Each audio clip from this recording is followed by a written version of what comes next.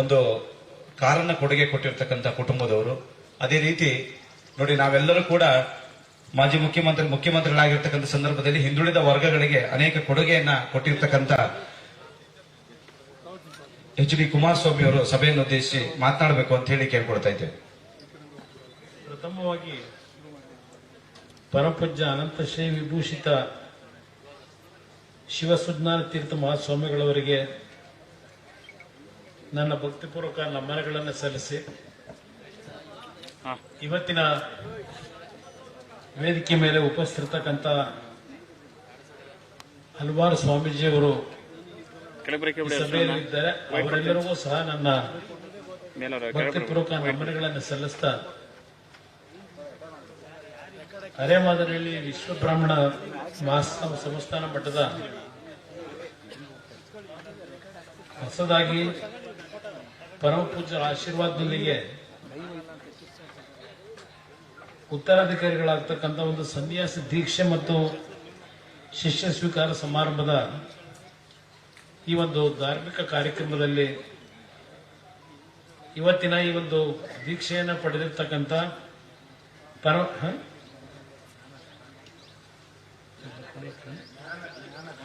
ಜ್ಞಾನಗಣ ವಿದ್ಯಾರ್ಥಿಗಳ ಅವರು ಇವತ್ತೇನು ಈ ಒಂದು ದೀಕ್ಷೆಯನ್ನು ಪಡೆದಿದ್ದಾರೆ. ಅವರ ತಂದೆ ತಾಯಿಯರು ಸಹ ಈ ಕಾರ್ಯಕ್ರಮದಲ್ಲಿ ಭಾಗವಹಿಸಿ ಪರಮ ಪೂಜ್ಯರ ಮುಂದಿನ ಉತ್ತರಾಧಿಕಾರಿಗಳಾಗಿ ಅವರಿಗೆ ಸಂಪೂರ್ಣವಾದಂತ ಕೈ ಜೋಡಿಸಿ ಒಂದು ಧಾರ್ಮಿಕ ಕಾರ್ಯಕ್ರಮಗಳಲ್ಲಿ ಈ ವಿಶ್ವಕರ್ಮ ಸಮಾಜದ ಏಳಿಗೆಗೆ ಈ ಒಂದು ಮಠದಿಂದ ಪರಮ ಪೂಜ್ಯರು ಇಲ್ಲಿಯವರೆಗೆ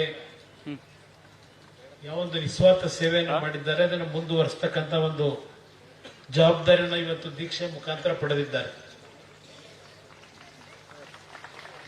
ಇವತ್ತಿನ ಈ ಕಾರ್ಯಕ್ರಮದಲ್ಲಿ ವೇದಿಕೆ ಮೇಲೆ ಹಲವಾರು ಗಣ್ಯರಿದ್ದಾರೆ, ಶಾಸಕ ಮಿತ್ರರಿದ್ದಾರೆ, ಮಠದ ಭಕ್ತರು, ನನ್ನ ತಂದೆ ತಾಯಂದಿರು, ಯುವಕ ಮಿತ್ರರು ಬಹಳ ಜನ ಈ ಒಂದು ಸಭೆಯಲ್ಲಿ ಸೇರಿದ್ದೇವೆ. ಇವತ್ತಿನ ಈ ಒಂದು ಕಾರ್ಯಕ್ರಮ ನಮ್ಮ ಶಾಸಕ ಮಿತ್ರರಾಗಿರ್ತಕ್ಕಂಥ ಮಂಜು ಅವರು ಬರಬೇಕು ಅಂತಕ್ಕಂಥ ಒಂದು ಆಹ್ವಾನ ಏನು ನೀಡಿದ್ರು. ನಾನು ಬೆಳಗ್ಗೆ 7 ಗಂಟೆಗೆ ಬೆಂಗಳೂರು ಬಿಟ್ಟವರು, ಗುಂಡ್ಲುಪೇಟೆಯಲ್ಲಿ ಮೊದಲನೇ ಕಾರ್ಯಕ್ರಮ ಮುಗಿಸಿ ಸಾಲಿಗ್ರಾಮ ಮತ್ತು ಅಕ್ಕಲ್ಗುಂಡಲ್ಲಿ ಇದು 3ನೇ ಕಾರ್ಯಕ್ರಮ ಅವ್ರ ಜೊತೆಯಲ್ಲಿ ಭಾಗವಹಿಸಿರ್ತಕ್ಕಂಥದ್ದು. ಪರಮ ಪೂಜ್ಯರು ಹಲವಾರು ವಿಷಯಗಳನ್ನ ಪ್ರಸ್ತಾಪ ಮಾಡಿದ್ದಾರೆ. ವಿಶ್ವಕರ್ಮ ಸಮಾಜ ಈ ದೇಶಕ್ಕೆ ಹಲವಾರು ರೀತಿಯ ಕೊಡುಗೆಗಳನ್ನ ಕೊಟ್ಟಿರ್ತಕ್ಕಂಥದ್ದೇನಿದೆ.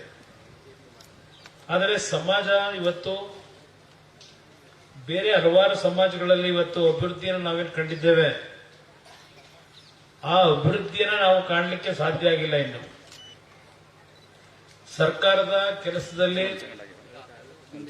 ವಿಶ್ವಕರ್ಮ ಸಮಾಜದ ಸಂಖ್ಯೆ ದೊಡ್ಡ ಮಟ್ಟದಲ್ಲಿ ಇಲ್ಲ. ನಾನು ತಿಳಿದಿರ್ತಕ್ಕಂಥ ಮಾಹಿತಿ ಪ್ರಕಾರ ಇವತ್ತು ಶಿಕ್ಷಣಕ್ಕೆ ಹೆಚ್ಚಿನ ಆದ್ಯತೆಯನ್ನ ನಾವು ಕೊಡಬೇಕು ಅಂತಕ್ಕಂಥದ್ದೇನಿದೆ. ಪರಮ ಪೂಜ್ಯರು ಈಗ ಆಶೀರ್ವಚನ ನೀಡತಕ್ಕಂಥ ಒಂದು ಹಿನ್ನೆಲೆಯಲ್ಲಿ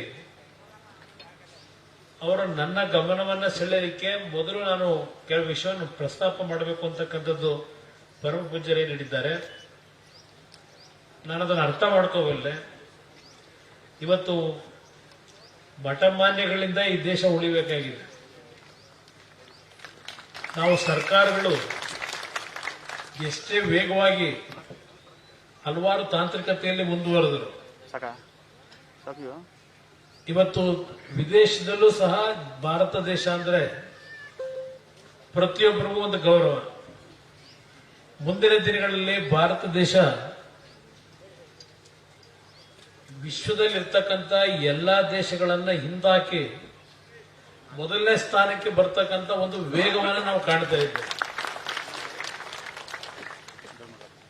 ಆದರೆ ಒಂದು ಕಡೆ ನಮ್ಮ ಮೂಲ ಸಂಸ್ಕೃತಿ ಏನಿದೆ, ಆ ಮೂಲ ಸಂಸ್ಕೃತಿಯನ್ನು ನಾವು ಮರಿತಾ ಇರತಕ್ಕಂಥದ್ದು ಕಾಣ್ತಾ ಇದ್ದೇವೆ.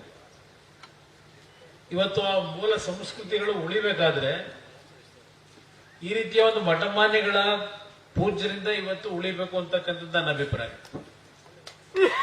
ಇವತ್ತು ನೀವೆಲ್ಲ ನೋಡ್ತಾ ಇದ್ದೀರಿ, ಒಂದು ಕಡೆ 3ನೇ ಸ್ಥಾನಕ್ಕೆ ಹೋಗಿದ್ದೇವೆ, ಆರ್ಥಿಕವಾಗಿ ಶಕ್ತಿ ಬಂದಿದೆ. ಮತ್ತೊಂದು ಕಡೆ ನಮ್ಮ ಸಂಸ್ಕೃತಿ ಅಂತಕ್ಕಂಥದ್ದು ಹಲವಾರು ರೀತಿಯ ದುಃಖವನ್ನು ಉಂಟು ಮಾಡತಕ್ಕಂಥ ಘಟನೆಗಳನ್ನ ಇವತ್ತು ಮಾಧ್ಯಮದಲ್ಲಿ ನೀವೆಲ್ಲ ಕಾಣ್ತಾ ಇದ್ದೀರಿ. ನಾನು ಸೂಕ್ಷ್ಮವಾಗಿ ಹೇಳ್ತಾ ಇದ್ದೇನೆ, ನಮ್ಮ ಮೂಲ ಸಂಸ್ಕೃತಿಯಲ್ಲಿ, ಹಿಂದೂ ಸಂಸ್ಕೃತಿಯಲ್ಲಿ ಇದ್ದಂತ ಆ ಬಾಂಧವ್ಯಗಳು, ಒಂದು ಅನ್ಯೋನ್ಯ ಭಾವನೆಗಳಿಂದ ಬದುಕ್ತಕ್ಕಂಥದ್ದೇನಿತ್ತು ಕುಟುಂಬಗಳಲ್ಲಿ, ಇವತ್ತು ಕುಟುಂಬಗಳಲ್ಲೇ ನಡೀತಿರ್ತಕ್ಕಂಥ ಕೆಲವು ಘಟನೆಗಳನ್ನು ನೋಡಿದಾಗ ನಾನೆಲ್ಲ ಒಂದ್ ಕಡೆ ಹೇಳಿದೆ ಒಂದು ಬಾರಿ, ನಾವು ಚಿಕ್ಕ ಮಕ್ಕಳಿಗೆ ಭಗವದ್ಗೀತೆಯನ್ನ ಕಲಿಸಬೇಕು ಅಂತ ಹೇಳಿ. ಇವತ್ತು ಅನಿವಾರ್ಯ ಇದು ಈ ದೇಶದ ಒಂದು ಉಳಿವಿಗೆ ಅಂತಕ್ಕಂಥದ್ದನ್ನ ಒಂದು ಮಾತು ಹೇಳಲಿಕ್ಕೆ ಕಾರಣ, ನಾನು ಯಾವುದೋ ಒಂದು ಮತ್ತೊಂದು ಸಮಾಜವನ್ನ ನಾನು ಅವರನ್ನ ಕೆಟ್ಟ ದೃಷ್ಟಿಯಲ್ಲೇ ನೋಡಬೇಕು ಅನ್ನೋದಲ್ಲ. ಇವತ್ತು ಬೆಳಗ್ಗೆ ಇದ್ರ ಪತ್ರಿಕೆಗಳಲ್ಲಿ, ಟಿವಿಗಳಲ್ಲಿ ತೋರಿಸ್ತಕ್ಕಂಥ ಆ ದೃಶ್ಯಗಳನ್ನು ನೋಡಿದಾಗ ಮಾನವೀಯತೆ ಇರ್ತಕ್ಕಂಥವ್ರು ಯಾರೋ ಅದನ್ನು ಸಹಿಸ್ಕೊಳ್ಳಿಕ್ಕೆ ಸಾಧ್ಯ ಇಲ್ಲ ಅಂತ ಒಂದು ದಿನಗಳನ್ನು ಕಾಣ್ತಾ ಇದ್ದೆ. ಪರಮ ಪೂಜ್ಯರಿಗೆ ನಾನು ಈ ಸಂದರ್ಭದಲ್ಲಿ ಅವರ ಒಂದು ಹಲವಾರು ಭಾಗದಲ್ಲಿ ಕೈಲಾದ ಮಟ್ಟಿಗೆ ಹಲವಾರು ಮಠಗಳು ದೊಡ್ಡ ಮಟ್ಟದಲ್ಲಿ ಬೆಳೆದಿದ್ದಾರೆ. ಇವತ್ತು ಅವರಿಗೆ ಇರ್ತಕ್ಕಂಥ ಒಂದು ಪರಿಸ್ಥಿತಿನಲ್ಲಿ ಸಣ್ಣ ಸಣ್ಣ ಒಂದು ಕ್ಷೇತ್ರಗಳಲ್ಲಿ ಶಿಕ್ಷಣಕ್ಕೆ ಆದ್ಯತೆ ಕೊಡ್ತಕ್ಕಂಥದ್ದಕ್ಕೆ ಪರಪೂಜ್ಯರೇನು ಪ್ರಯತ್ನ ಪಟ್ಟಿದ್ದಾರೆ. ಹಾಸನದಲ್ಲಿ ಕೈಗಾರಿಕಾ ಪ್ರದೇಶದಲ್ಲಿ ಒಂದು ನಿವೇಶನವನ್ನ ಕೊಡಿಸ್ತಕ್ಕಂಥದ್ದಕ್ಕೆ ನಿಮ್ಮಿಂದ ಒಂದು ಕಾರ್ಯ ಆಗಬೇಕು ಅಂತಕ್ಕಂಥದ್ದೇನು ಹೇಳಿದ್ದಾರೆ. ಮತ್ತು CSR ಫಂಡ್ ಮುಖಾಂತರ ಕೇಂದ್ರದಲ್ಲಿ ಇವತ್ತು CSR ಫಂಡ್ ಅನ್ನ ಕೆಲವು ಇಲಾಖೆಗಳಲ್ಲಿ ಕೊಡ್ಲಿಕ್ಕೆ ಅವಕಾಶಗಳಿದೆ. ಅದರ ಮುಖಾಂತರ ಈ ಒಂದು ಮಠದ ಅಭಿವೃದ್ಧಿ ಜನತೆಗೆ ತಲುಪತಕ್ಕಂಥದ್ದಕ್ಕೆ, ವಿಶ್ವಕರ್ಮ ಸಮಾಜಕ್ಕೆ ತಲುಪತಕ್ಕಂಥದ್ದಕ್ಕೆ ಕೆಲವು ಕಾರ್ಯಕ್ರಮಗಳ ಅವಶ್ಯಕತೆ ಇದೆ ಅಂತಕ್ಕಂಥದ್ದು ಹೇಳಿದ್ದಾರೆ. ಆ ನಿಟ್ಟಿನಲ್ಲಿ ಪ್ರಾಮಾಣಿಕವಾಗಿ ಪರಮ ಪೂಜ್ಯರು ಏನೋ ಒಂದು ನನ್ನ ಮೇಲೆ ನಂಬಿಕೆ ಇಟ್ಟು ವಿಶ್ವಾಸದಿಂದ ಹೇಳಿದ್ದಾರೆ. ಅವರಿಗೆ ಗೌರವ ತರತಕ್ಕಂಥ ರೀತಿಯಲ್ಲಿ ಅವರ ಒಂದು ಬೇಡಿಕೆಗಳೇನಿದೆ, ನಿರೀಕ್ಷೆ ಏನಿದೆ, ಅದನ್ನ ಕಾರ್ಯರೂಪಕ್ಕೆ ತರತಕ್ಕಂಥದ್ದಕ್ಕೆ ಪ್ರಾಮಾಣಿಕವಾಗಿ ಪರಮ ಪೂಜ್ಯ ಜೊತೆ ಇರ್ತೇನೆ ನಾನು ಅಂತಕ್ಕಂಥ ಮಾತನ್ನ ಈ ಸಂದರ್ಭದಲ್ಲಿ ಹೇಳ್ತಾ, ಈ ಸಭೆಯಲ್ಲಿ ಭಾಗವಹಿಸಿರ್ತಕ್ಕಂಥ ತಮ್ಮೆಲ್ಲರಿಗೆ, ಪರಮ ಪೂಜ್ಯರಿಗೆ ಪುನಃ ನನ್ನ ಕೃತಜ್ಞತೆಗಳನ್ನು ಸಲ್ಲಿಸಿ ಎರಡು ಮಾತು ಮುಗಿಸ್ತೇನೆ. ಜೈ ಜೈ ಕರ್ನಾಟಕ ಮಾತು.